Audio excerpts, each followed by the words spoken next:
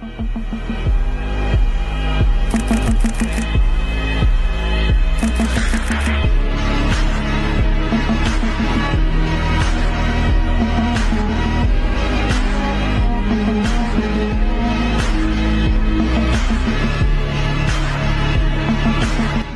күн, құрметті тыңдармандар.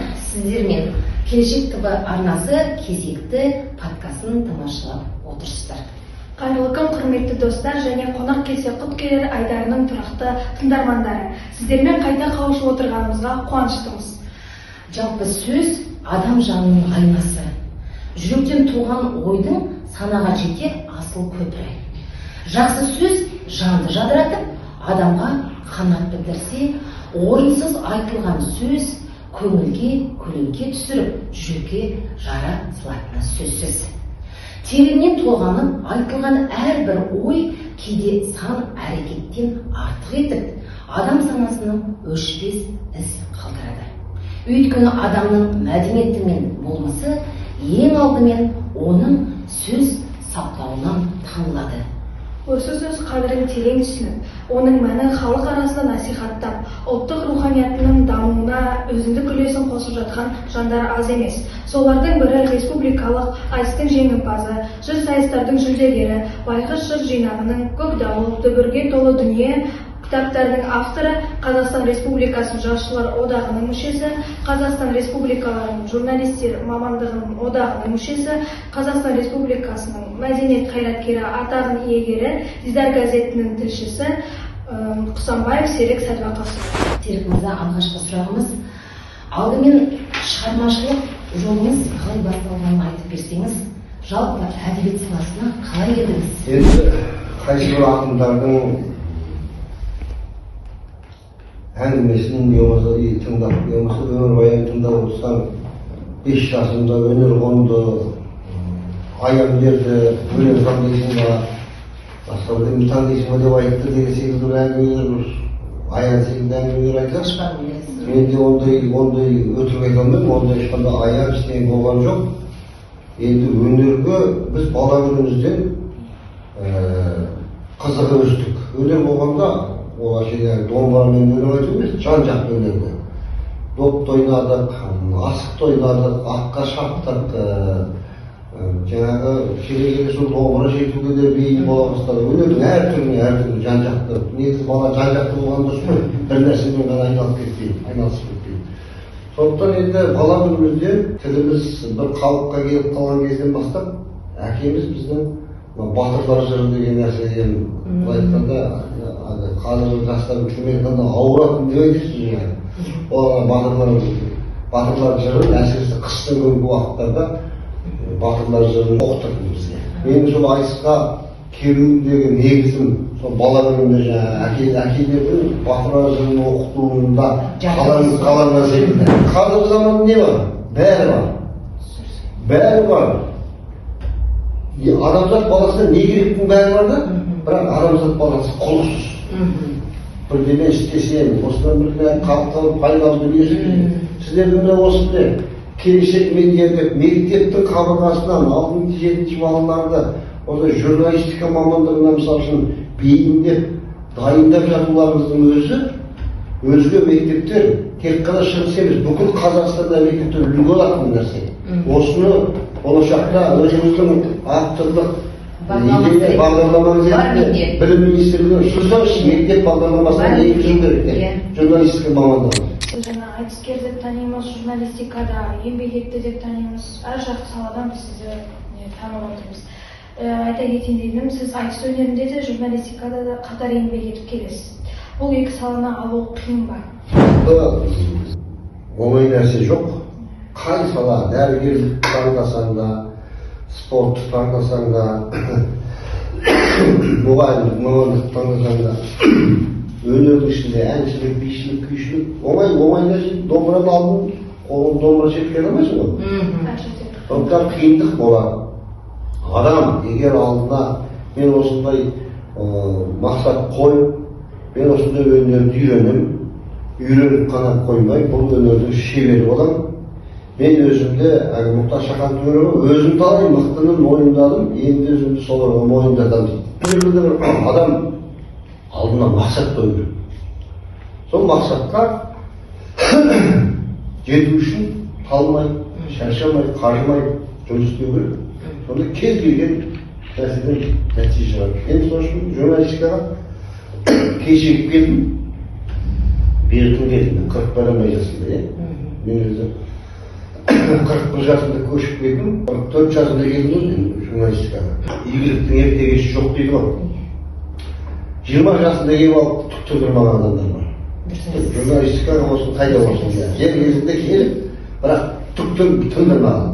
Кеш келіп, сол көп жұмыс істегендерден артық жұмыс істеп, артық жаңағы танып кеткен адамдар бар. Қайда болсын. Мен өзі осы газетке келгенде, Әлібек Қаңтарбаев деген ағамыз бар, осы жазушы. Мен осы көшіп келгеннен кейін университетте 1-2 жылдай сабақ бердім. Осы ауыз әдебиеті, өлең,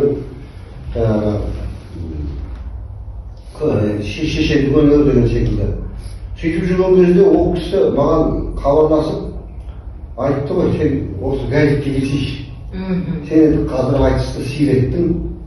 Оның айтыста халықтың мұңын, зарын, проблемасын айтып жүрдің. Енді айтыста айтып жеткізе алмағанында мына қара сөзбен жазды.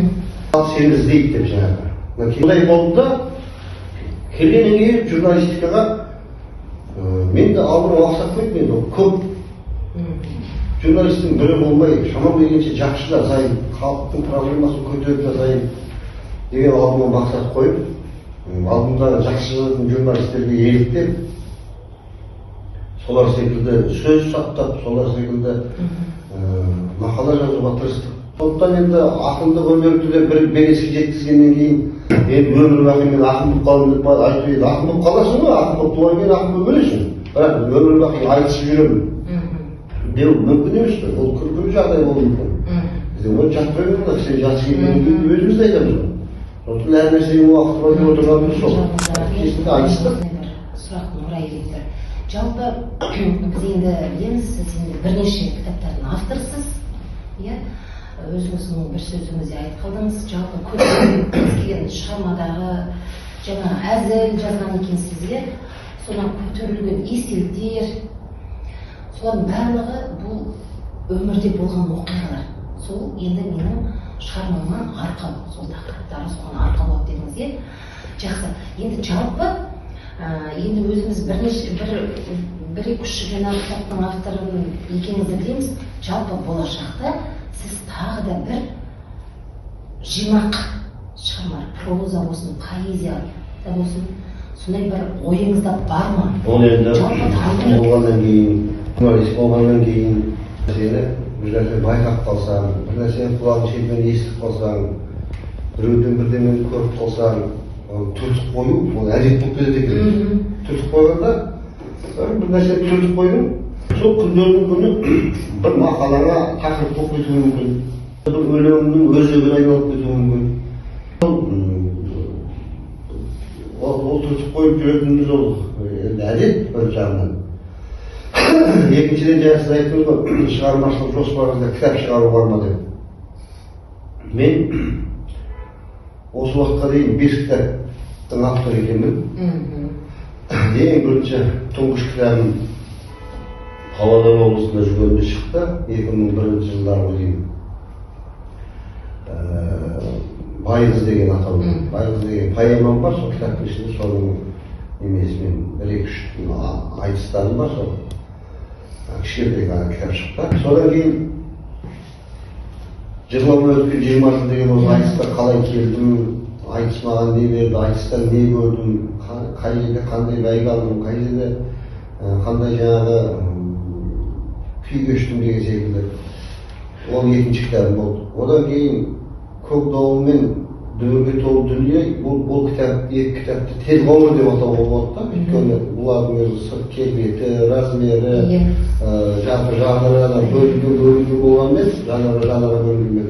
Прозалық шығарма болған екеуі тел ғұмыр. Негіз журналистикадағы олжам, журналистика саласына келген өзім тапқан олжам. Және мен оқырманыма берген бір тантуым деп білсек болады, менің жаңағы қоржынымнан шыққан. Одан кейін 5-ші кітап кішкене асығыстау шығып кетті. Байбұра ашуы деген жаңа бір қалың кітап ұстап отыр ма кездесінде. Мынадан да қалың, мынадан да көлемді. Абай әлемі ол былай болды. Мен осыдан 2,5 жыл бұрын 60-қа келдім, келетін болып жаттым осындай уақытта. Сол жаңағы Әлібек Қаңтарбаев ағамыз біз ол кісімен өте шығармашылық байланыста, ол кісілер редакцияда істеген, қазір біз шығармашылық байланыста тығыз байланысамыз. Сонда сол кісі айтты, сен 60 жылдарға құрбан бересің бе? Сен жинақтасың, өлеңдерін жинақтайсың ба, не істейсің, жазған сызғандарың бар. Осыны Абай әлемі деген серия бар бізде, тегін кәдімгі өкіметтің өзінің заявкасымен шығарып, 500 экземпляр шығарып, 500 сөзге бүкіл облыстың кітапханаларына тарайтын болады. Сен осыған дайында кітабың деді. Сөйтсем, ол баспаның өзіндік бір талаптары бар екен. Осынша беттен кем болмау керек, яғни осынша беттен артық болмау керек. Осындай көлеммен ол бір екі шығады. Сіздің кітабыңыз, менің кітабым бір көлеммен, қалыңдығы да, көлемі де, биіктігі де. Сондықтан ол кітапқа, ол кітапты жаңағы олардың талабына шығу үшін біраз жаңағы қысылып қалдым мен. Өйткені сөздің шыны керек, мен өзі көп жаңағы құнығып жазатын адам емеспін. Мен толмайтындай бол дейсіз ғой. Шығарма толмайтындай бол дейсіз ғой. Толмай жетім кіремейді. Ақыр аяғы қазақша айтқанда жоқ барды қосуға тура келді жаңағы. Керексіздерді ұстап қойған ғой. Соларды жаңағы арнау, анау, мына деген секілді бәрі кеткен ол арнаудан да үркіп қарауға болмайды. Айтыскер ақын болғаннан кейін ол арнау кез келген ақынға тән болу керек. Ол арнау ол сол айтыскер ақынның шығармашылығындағы бір тарау болып қалу керек. Кез келген мерейтойға, кез келген мектептің ашылуына, мен сол өз басыма алайын, Павлодарда жүргенімде мен қаншама мектеп, қаншама қонақ үй, қаншама жаңағы басқа да жаңағы мерейтойлар арнаусыз болды, ақынға арнаумен барымды айта саламын дейсің емес пе? Сен дайындалуым керек, мысалы үшін юбилейіңді келе жатыр мен, түк білмесем, мен не айтамын? Тіпті суырып салдым болса да мен сіз туралы ештеңе білмесем, мен айта алмаймын ештеңе. Мұхтар өзім айтады екен. Мына айтыскер ақынды суырып сала дейміз ғой. Оймен, айтқыштық. Мысалы үшін ойында неше түрлі жақсы идеялар тұр дейді мысалы үшін.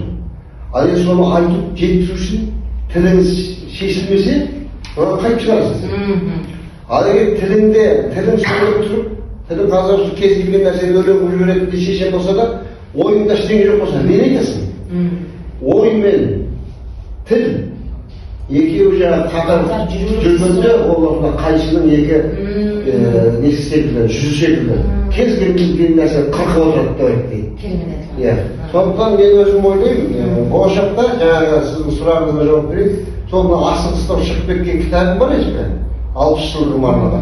Осының ішінен сүзіп тұрып, тек қана бір жаңағы толғаулар, кесек эпикалық. Содан кейін бір ойшылар кішкене бір шағын ғана кітап қалтағасам жүретін деп отырады. Ішіне бір жаңағы таңдаулы деген бір шығармашылық ойым бар. Сіз айтыскер ретінде алғашқы сахналарда шыққан кезде қандай сезім болды, қай қалада болды, қалай өтті негізі? Неше жаста болдыңыз, иә? Сол бізге қызық. Ең алғашқы ақын өзімше жаңағы ақын болып сахнаға шыққаным. Мен жаңа кездесуде айттым ғой. Павлодарда жаңағы бір ақын көріп, танысып, Құдайберді Мырзабеков деген жолдасын қазір кіммен араласамыз. Оның 60 жылдығына келді ол. Енді оның 60 жылдығына бардым, ол 64 жыл болатын, алдыңғы жылы. Содан кейін сол ақындықпен ауырып қайттым ғой мен 2 жылға. Ақындық, сонда көзіме көрінген нәрсе кәмпитпен, кәмпитке бір шумақ өлең шығарамын. Кітапқа бір шумақ, күрешпеде шайға бір шумақ, шылым десе шылым ба, сөйтіп өзімді жаттықтыра беремін. Жұмыста жүремін, шаң-шаң болып енді, ол кезде жұмыспен құрылыстамыз иә. Отыра қалады, темекі тартады, әкетіп мен жатып аламын да өлең шығарамын, кранға өлең шығарамын, ана жерде жаңағы кірпішке дейсіз ғой. Бірге кірпішке өлең шығарамын. Ана салынып жатқан үйге бір шумақ. Ол кейде өлең болып шығады, кейде жаңағы шығып айналады. Кейде үйге қастырыпсыз ғой. Сонда мен бір өзімді, сөйтсем мен өзімді ана бір боксерлар болды ғой, жақсы дайындалып кетті, атағыдар деп боксерді соның жеңіп сол жерде мен өзімді сөйтіп дайындап қойдым. Енді біз сізді қазір енді деталь газеттің тілшісі ретінде танимыз ғой, иә? Яғни сіз Қазақстан Республикасының және журналистер одағының мүшесісіз. Солай емес пе? Енді жалпы сіз өзіңіз енді әртүрлі мектепке кездесулерге, ақын ретінде, жазушы ретінде, мүмкін тағы журналист ретінде өзіңізді шақырып кездесуге.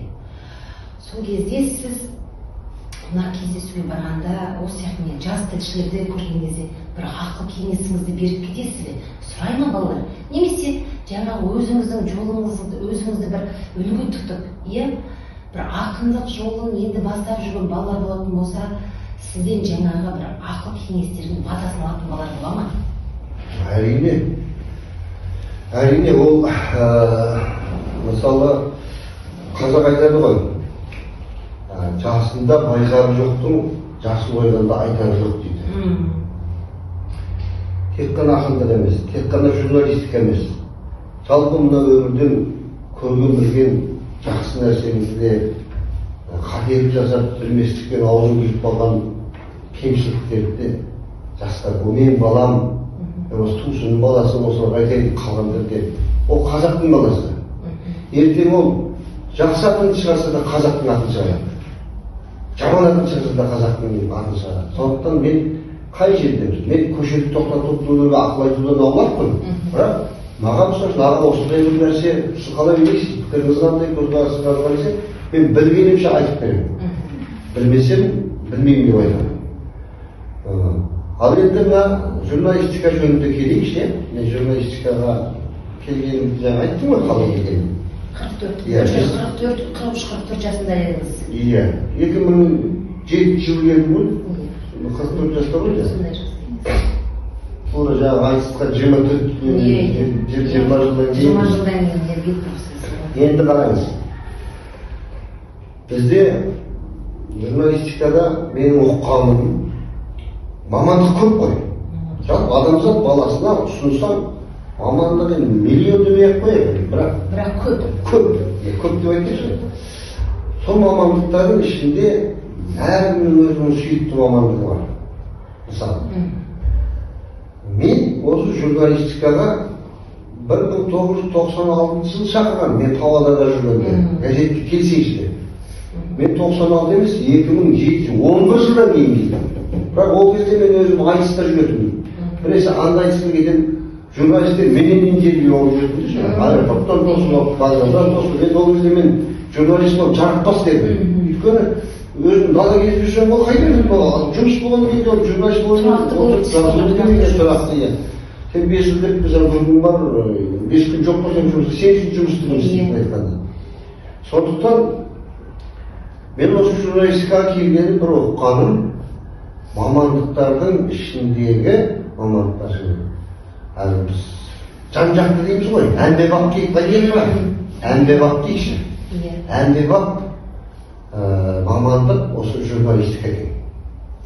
Не дейсіз ба? Мысалы үшін журналист болып істеп жүргеннен кейін адам, сіз білім саласының маманысыз, сізге интервью жүргізеді. Сізден біраздан мағлұмат аламын. Медиамыз туралы, балаларға беріп жатқан тәрбиеміз туралы, оқу ісі жөнінде, ата-аналар жөнінде, тағы басқа мысалы біраз нәрсені сізден тыңдап, оны жазып, менімен өткізді ғой. Жазып, газетке беріп, газетке шыққаннан тағы оқиды, сосын оқылымды. Уже мен сіздің мамандығыңыз жөнінде белгілі бір дәрежеде ақпаратым бар. Енді мен бір дәрігерден барып, немен аламын, сұхбат аламын. Ол дәрігер деген бір-ақ атау. Ол хирург болуы мүмкін. Ол лор дейміз бұна, құлақ дәрігері, жүрек дәрігері, невропатолог, толық атау, өздері бөлініп кетеді жаңағы. Сен әрқайсысымен жүрсең, әрқайсысы да сондай информация. Спортсмен, спорттың ішінде күресің өз бәлен түрі бар. Зілтемірің бар, боксың бар, шаңғың бар, хоккейің бар, міне, журналист не бұрын еңбекқор болса, не бұрын сұхбат жауып, не бұрын түрлі тақырыптарды қозғап жазса, сол сауатына сауат қосады екен. Мен мысалы үшін ойбай кереметпін. Мен жаңағы бәрін біле отырмын жоқ. Бірақ Құдайға шүкір біраз нәрседен хабардармын. Мен Дәрігердің білемін деп, дәрігердің жұмыс білемін, қолы укол алып, шприц алып, укол алып кете алмаймын ғой. Ондай мен қақым жоқ. Бірақ дәрігердің қалай емдейтінін, пациентке ауруға қалай қарайтынын, оның саған қойған мақсаты қандай, ол Гиппократ деген ант деген ол не ол, мысалы үшін, міне, сондықтан, мысалы, одан кейін ол публицистика бөлек. Ол қоғамдағы болып жатқан келеңсіздік, қоғамдағы болып жатқан мысалы халқымыздың бір кемшілігі, жалқаулығы, болмаса бір-бірін көре алмаушылығы, соның бәрі толғау, ол сенің жеке тұлғаңда. Журналист болсаң, оның үстінде ақын болсаң, ол тіпті бірімен-бірі іздегенге сұраған, аңсағанға сусаған деген секілді нәрсе болады екен. Мен өзім, бұл жеке көзқарасым, басқа журналистер мүмкін басқаша ойлайтын шығар. Мен өзім осыны ұқтым. Сондықтан журналистика мамандығы әмбебап мамандық деп отырғаным сол. Бұл мына қоғамда қанша дүние бар, сосын ананың дәмін татып көреді. Мынаның да, мынау былай екен ғой. Мысалы электрикпен жаңағы, свечермен электрикпен сұхбат жүргізесің. Ол Аллах айтып та тоқты былай жалғау керек, былай жалғасаң тоқ соғып өлесің. Бүйту керек, мынаны бүйтпесең мынадан от шығады. Сен уже анамен сөйлесіп отырып, содан уже қазір мәлімет аласың. Ана дөңгелек жөніндегі менің кітабымда бар, есігі жабылмайтын широка деген жаңағы. Орыстың жігіті, Артем деген, шиномонтажка істейді. Оны көресің, оның жаңағы жұмысын былай болыпты сен білмейсің ғой, кезінде дөңгелегін алып кетіп қалды. Ана жерде сен көресің оны. Ол қалай келді ол жұмысқа. Сол секілді, мысалы диқаншы журналы, малшы туралы жазсаң да, жылқышы туралы жазсаң, толып жатыр. Сондықтан журналистикаға жаңағы өзің бейімдеп, шын көңілмен жаңағы журналистиканы меңгеріп, осымен жаңағы бір дәрежеге жетсейші осыны деп өзіңді сынап, өзің сөз беріп, өзің бір мақсат қойып бастасаң шығаруға болады екен. Не нәрселерден нәтиже шығаруға болады екен. Көп кітаптарым үйде де бар, былай тауып аламын, сыйлайды кейде. Сондықтан мен мысалы үшін соңғы оқыған кітаптарым Дулат Исабековтың мысалы үшін 7 томдығы тұр үйде. Қабдеш Жұмаділовтың 12 томдығы тұр ғой деймін, 6 томдық байтын. Оны мен бірнеше қайта оқып тастадым. Содан кейін Сәуле Досжанова деген өте мықты жазушы бар. Сол кісінің кітабын оқыдым. Соңғы оқыған кітаптарым. Содан кейін осыдан бір 2 апта бұрын Жезқазғанға барып келдім. Сол кезде бізде бір домбырасыз айтысатын ақын ағамыз бар еді. Сол 70-ке толып 2 кітабын шығарған екен. Екеуін алып келіп сол 2 кітапты қазір оқып жатырмын деген. Жақсы ғой кітап деген. Бетін кеміріп жатырмын дейсіз ғой. Керемет, әрине. Барлық негізі білім. Жалпы енді Серік мырза, біздің өзіңізбен еркін сұхбатымыз аяқталды. Енді құрметті тыңдармандар, бізде осымен YouTube арнасында мектебіміздің қонақ келсе құттықтап келер атты айдарымыз бірнеше мәрте жарық шықты. Бірнеше мәрте осы студияда керемет жандармен, тұлғалармен қонақ болып, өште ашық сұхбат, риясыз сұхбаттардың алдық, куәсі болдық. Егер сізде, құрметті көрермен, жас ұрпаққа бір айтарыңыз бар болса, ұлттық құндылықтарды дәріптегіңіз келсе, біз сізді осы қонақ келсе, құт келер айдарында тосамыз. Келіңіздер, қонағымыз болыңыздар. Серік мырза, біз осындай қонақ келсе құт келер айдарына арнап осындай кітапша шығарған болатынбыз. Осы кітапқа біздің 41-ші есепкердің ізгі тілектеріңізбен қолтаңбаңызды қойып кетсеңіз. Қолтаңба деген міндетті түрде.